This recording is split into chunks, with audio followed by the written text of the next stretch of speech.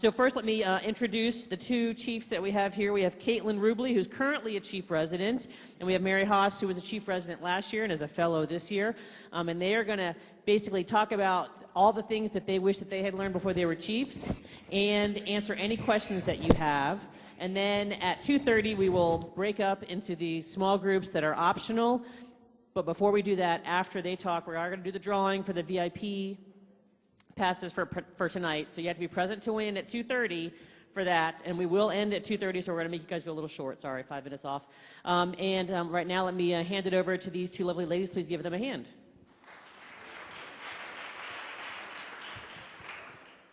Well, welcome everybody. So just 1 year ago, I was sitting in your seats, okay? It can be a little bit daunting. You heard a lot today. You're getting towards the end of the day and wondering what's next. So both of us are here just to answer your questions. A lot is going through your minds, and I think one of the best resources for you are people who are going through it now. Me, I'm in my 3rd year, just finishing up my chief year now. And people like Mary, who did just a year ago, completed her chief year. So we're here to be resources for you. We want you to ask questions. If you think of something later, feel free to reach out on Twitter or come up to us in person. Just jot down your ideas. So we wanted to start out with a little bit of just how our programs run. We're going to try and give some overall blanket statements today of things that will probably be helpful to you and will apply to your program. But obviously there's variability in all of that. So I'm at Ohio State. It's a 3-year program. The Chiefs are selected January, February of the year prior to their 3rd year. There's 4 chief residents, and the vote is based on a series of resident votes, faculty votes, and an interview. So we accept our incoming term, start working right now in the spring for the coming year. Yeah, and our program is really similar. I did my residency at the University of Michigan, where I was a chief, not this year, but the year before, and I'm a medical education fellow and an APD there. And we have 4 chief residents who get elected in sort of like the late winter, early spring. The transition kind of happens around this time. We don't really have any particular role that each chief is assigned to. Everybody kind of works on various tasks together. We do have a really big residency. We have 16 residents per class, and we have 3 different clinical sites, which makes our scheduling super complex. And we serve out the chief term in our 4th year. We're at a 4-year residency. Okay, so enough about that. What questions do you have?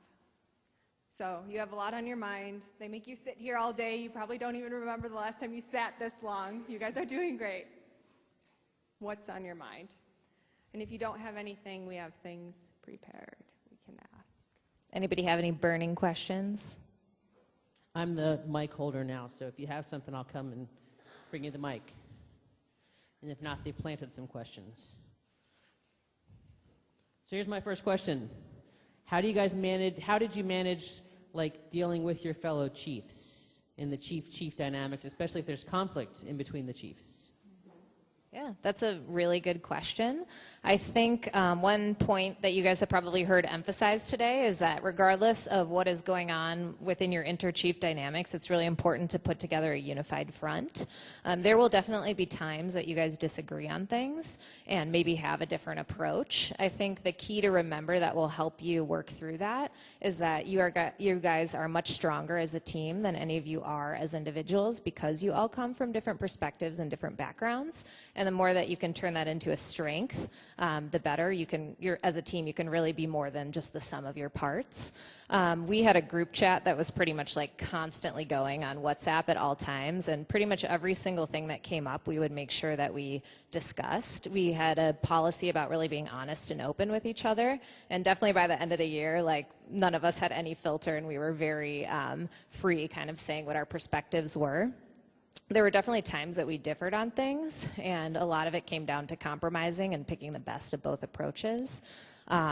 One of the things that can be challenging too, we have the opportunity to moonlight within our residency, and that can be tricky too, like if some chiefs decide to moonlight and some chiefs don't. So that was kind of an example of something that came up that was difficult to handle at times, because if one of the chiefs that moonlights was moonlighting at the time that something came up, it would often fall on one of the chiefs that wasn't moonlighting to sort through the issue. So when that issue came up, we made sure that the chiefs who weren't moonlighting and the chiefs that were had an open discussion about it, and made sure that we were all sort of cognizant of those concerns. And just by the fact that we were open about that definitely helped our dynamic going forward. So I think it's really important once you identify something that's causing tension within your group to call it out, and that will definitely ultimately strengthen your relationship in the long run. Yeah, I echo a lot of the similar things that Mary said. You were all chosen for a reason, right? Your voices are important. You have something to contribute. You're leaders. Somebody looks up to you. You look up to each other for various reasons. You're advocates for your residents, right? At the end of the day, that's your job. You need to advocate for them. And what's important to somebody may be not important to somebody else, and vice versa. So what you say is sticking up for somebody, and that will vary. You know, you'll get all four of you behind the scenes, and you can disagree. You can disagree, but your front in public should be united, right? Whatever you say behind the scenes is fine. You get out there, echo whatever you believe, and make sure you're on a united front so that the message, the communication is clear to the residents. You're this very unique position to be a liaison among your emergency department team, your nurses, your mid-levels, your peers, your residents, your faculty, your administration, your med ed people, and everybody will have different priorities. So make sure your voice is heard. You're not wrong. You can disagree behind the doors, but when you're in public, make sure you have a united front, okay? And if at the end of the day, you are advocating for somebody and have something to back up what you say, that's important. Okay, anybody have any questions for these ladies? I'm sure that you do. I can keep asking, but you don't want to know what my questions are. You love Shift Admin. Shift Admin is great.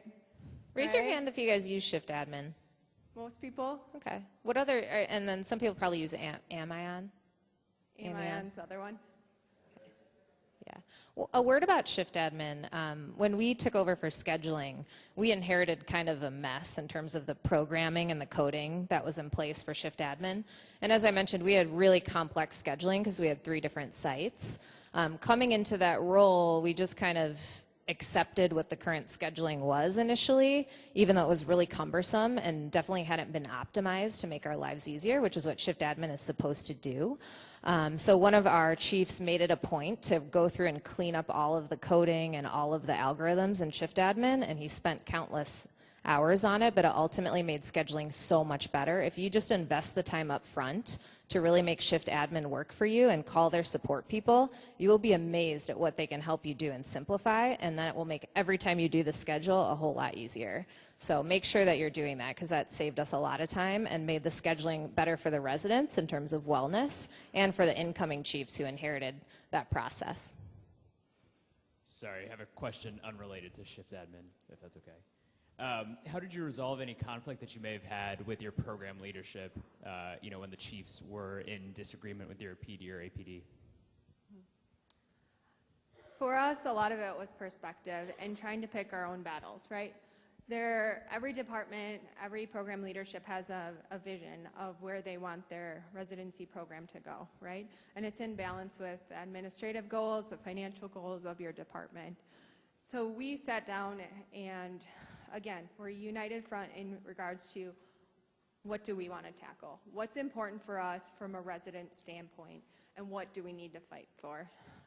And just being honest and saying some things, maybe it's not worth fighting for, right? Maybe it's the goal of our program leadership, and that's important, and we value that. But if we could make this one little change, it would make a big difference for us as residents. And so just being honest with each other in order to do that, I think was really helpful. And then presenting it in a way that maybe helps facilitate and makes it almost their idea too, and supports some of the initiatives they do. I'm not going to say it's like motivational interviewing, but in some regards, you will have to create buy-in, right? So people want to feel important, and they want to feel that their voice is important as well. And so that goes the same as with your residency leadership, in addition to with the other residents. Yeah. We I think what I learned really with regard to this is that communication is key. And we have a recurring meeting every Monday. It's our admin meeting where we meet with our program leadership and the chiefs and our admin staff to talk about all the ongoing issues. And I think that meeting is really critical just because it's a constant excuse to be communicating about things that come up. And so initially we were only having one of the 4 chiefs at that meeting, and we got the feedback later that it was actually important to have as many of us there as possible, even if that meant us calling in, those of us who couldn't physically be there. And I found that when we made that change, when more of us were present for that weekly meeting, it was actually very helpful because it was forcing us to communicate more, and it helped us be more on the same page versus one person going and reporting back to the rest of the group.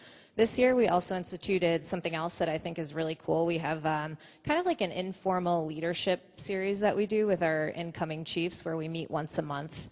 Last week we met about leadership styles, and we all filled out like a questionnaire, one of those questionnaires that is like freaky accurate that tells you what kind of leader you are based on the survey questions. And then we each talked about our different leadership styles, and we talked about why our particular leadership characteristics mesh well or don't mesh well, and what strategies that we could employ to work around areas where we might potentially butt heads. And it was a really candid conversation, and I thought it was really helpful and gave us a lot of insight into each other. So the more excuses you can make to have regular meetings and regular FaceTime and to talk about those kind of things openly and honestly, the better it will help you work together even when you don't necessarily agree on an approach or on next steps about something. I see somebody. One of the questions I will ask is, just each of you while I'm walking, what's one thing you wish you knew when you started being chief? And then we'll have her question.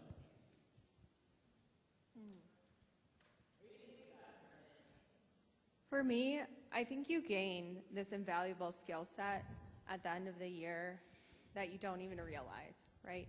You go throughout the whole year and you're just, you're doing management, you're doing leadership, and you're so busy, right? You don't even have time to realize everything you're gaining, everything from communication, like Mary said, to how a department works and all of the different facets that go into a department. What about the educational mission? How do you balance that with administration and financial aspects? How do you balance all of these different things and learn to communicate in a cohesive manner? And so at the end of the day, you take away all these skills that, nobody else can say they've necessarily done it unless you're a chief resident, right? And it's in a very quick turnaround. It's just a year, right, for most people, so. I think it's really good that both of us are together on this panel because we both come from a little bit different perspective. You are kind of at the end of your chief year, and I'm a year out now. So I've had a whole year to kind of reflect on chief year and how it changed me. And I think this is the kind of experience that every year out you get from it, you might have a different perspective on it based on the more life that you've lived and the more you've been able to reflect on how the lessons that you learned in chief year come up over and over again in your life. For me, what I learned can be summed up in one quote: you're not an avocado, you can't make everybody happy. And I think that was a really important lesson for me to learn because I, like probably many of you in this room, we tend to be people pleasers. We really want our peers to like us, and we want to do a good job for them and feel like we are really helping.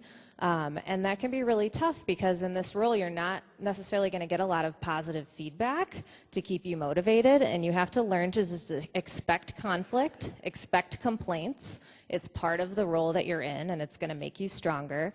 Don't take it personally, and don't dwell on it in a way that destroys you. Think about it in a way where you can separate yourself objectively and respond to it in a way that helps you make the situation better without letting things feel too personal. And I found that really helped me as I continue on in an administrative role, because no matter what admin role you're in, people aren't always going to be happy, and doing the right thing doesn't always equate to doing the most popular thing.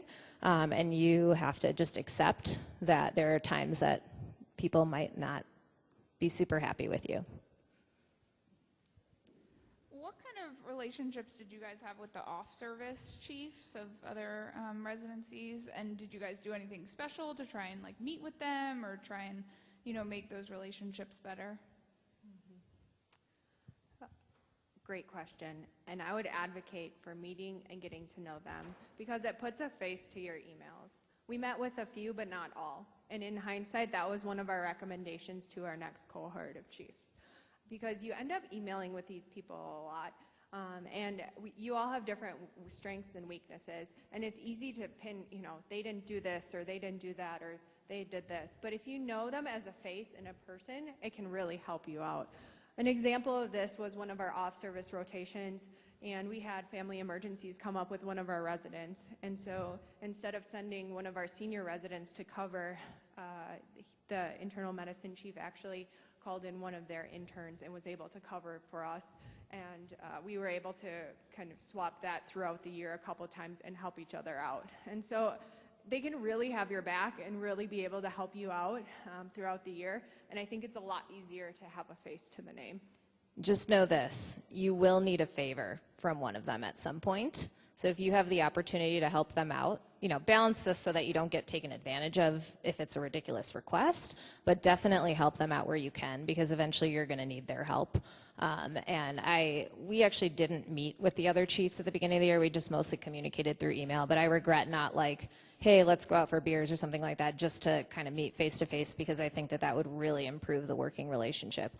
All of the chiefs in your group too will have different connections across the hospital. Like one of our chiefs was good friends with the IM chief through something else, and so he kind of utilized that connection anytime issues came up between EM, IM. So don't be afraid to leverage your existing connections if you have them.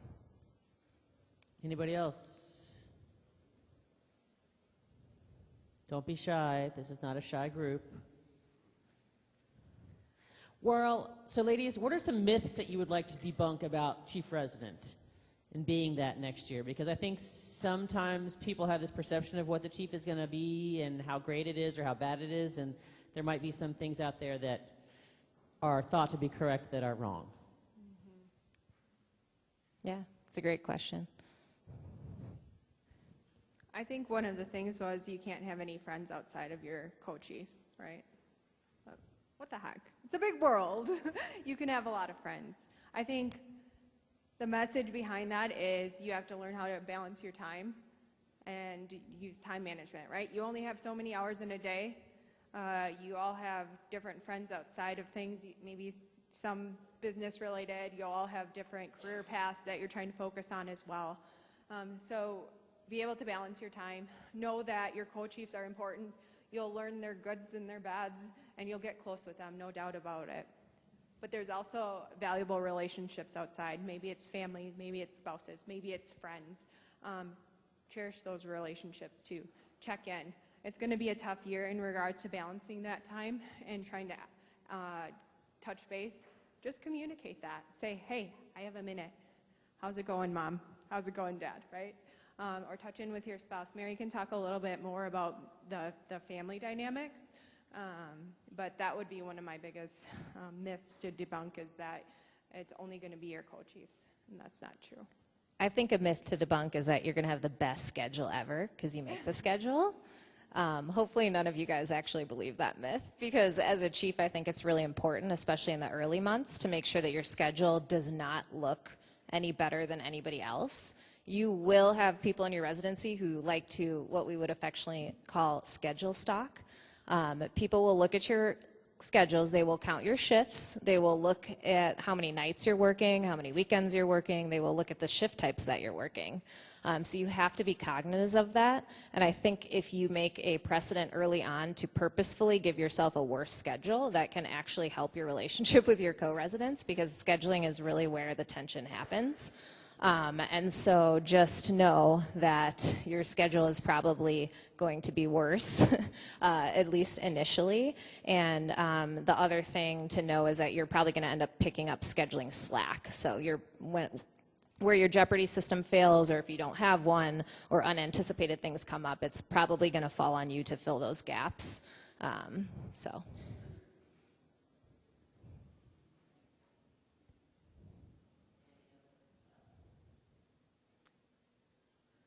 We were talking about positive aspects of being chief too, right? So I think that maybe some negative tones came up throughout the day. And there certainly are some difficulties, but the vast majority of the year, I have no regrets doing it. And it's a really unique experience for you to learn leadership skills, to advocate for people and advocate for your program. You can make a difference. And I encourage you all to take this time today, if you haven't already, to think about ways that you want to make a difference, right? You guys all can. And it may be something small. For myself personally, it was starting a community-supported agriculture. Every conference throughout the spring and summer, during conference time, we got fresh fruits and vegetables essentially delivered. And it really enhanced the morale. It was something simple.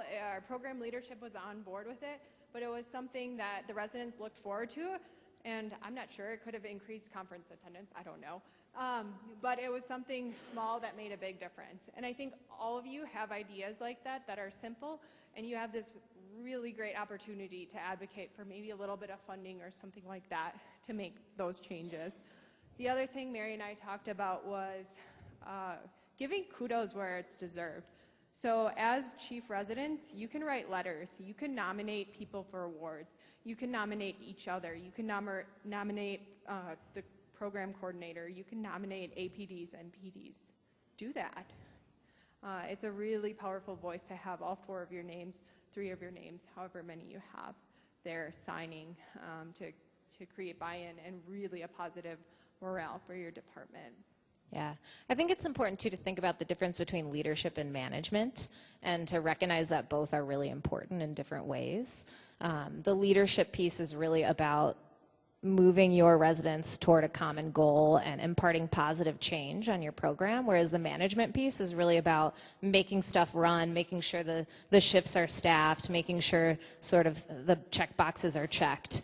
But you don't want to neglect one for the other. I think knowing your leadership piece, having at least, honestly, I think just having one thing that you want to see changed by the end of your chief year and remembering that despite all of the other demands of the management side will help keep you motivated. For instance, for my one co-chief I was telling you about who spent all that time with shift admin, he really made scheduling better and that really improved wellness for the residents. And that was like the big change that he wanted to impart, and he was successful in that. My husband, who was actually my co-chief, he really wanted to change a particular shift that the residents didn't feel that they got a lot of educational benefit from, and he had to meet with all the different stakeholders in the department. It was really, really hard to do. He had to manage the expectations of the faculty, the PAs, the residents, and everybody said it couldn't be done, and he ended up changing the shift to one that was much better for residents. So you have to really think of that thing that inspired you to want to run for this role that you can look back and be proud of in terms of a legacy that you have left. And that will help you deal with all of the other minutia of management. At the same time, don't forget the management. Responding to emails, having your pager on you, like being detail-oriented, all of that stuff that's not glamorous or exciting is really critical to you being a good chief. And you will notice in your co-chiefs if they aren't being cognizant of those areas, it can put undue burden on the other chiefs. So it really is important to be detail-oriented and diligent about those other things, even if it's a less glamorous, exciting thing as your like leadership platform. But really think about both of those domains as you progress through the year. Any other final questions before we close out our really long day where you guys have all been very diligent about mostly paying attention, and I appreciate that. Okay, so let's give our panelists a big round of applause.